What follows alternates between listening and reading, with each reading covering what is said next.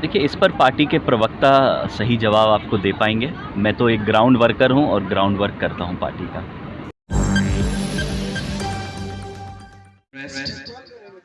By your spoken English. First of all, I'd like to congratulate all the students who have performed well in the exams.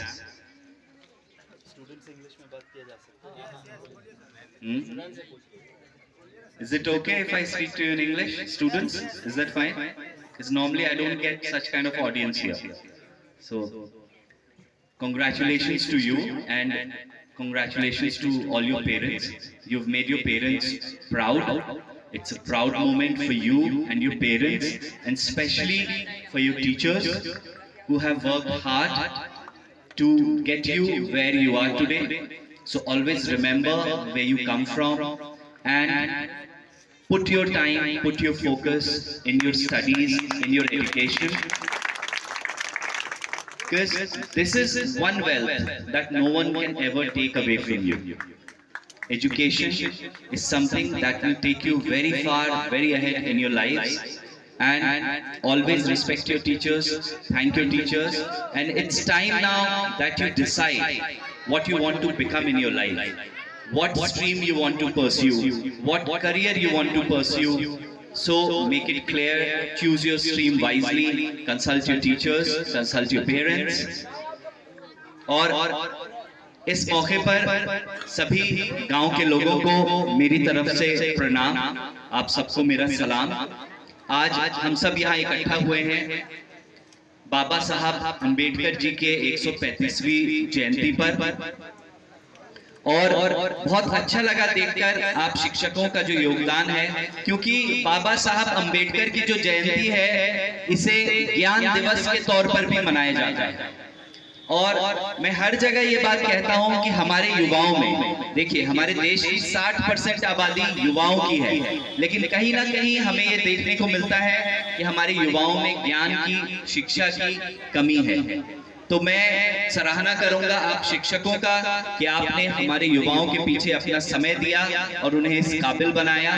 उन्होंने इतने अच्छे number से अपने exam पास किए, और इस ज्ञान दिवस की असल श्रद्धांजलि बाबा साहब अंबेडकर को आप इससे बेहतर कोई माध्यम नहीं हो सकता कि बच्चों के जीवन में ज्ञान की जोत जलाकर बाबा साहब अंबेडकर को ज्ञान दिवस पर हम लोग नमन करें।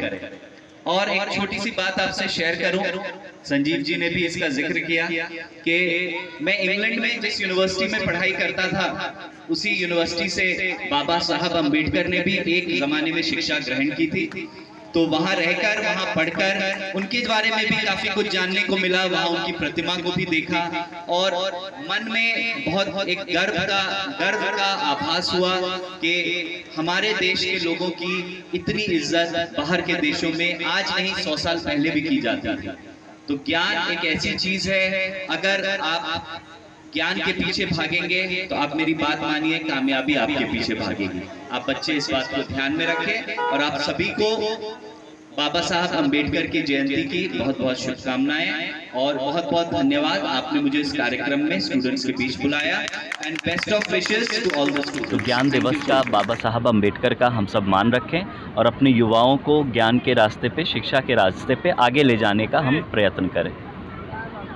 ये गांव है, मुज़फ़्फ़राती इलाका है, ऐसे में इस टाइप का प्रोग्राम, और जो बच्चे हमारे जो पास आउट हुए हैं उनको क्या मैसेज देना चाहेंगे सर? देखिए, बच्चों को मैं कॉन्ग्रेचुलेट करना चाहूँगा, और उन्होंने अपने माता पिता का मान बढ़ाया है, अपने शिक्षकों का मान बढ़ाया है, और मैं चाहूँगा कि वो अपने आने वाले जीवन के लिए, अपने करियर के लिए बैठकर सोचें कि उन्हें किस स्ट्रीम में जाना है।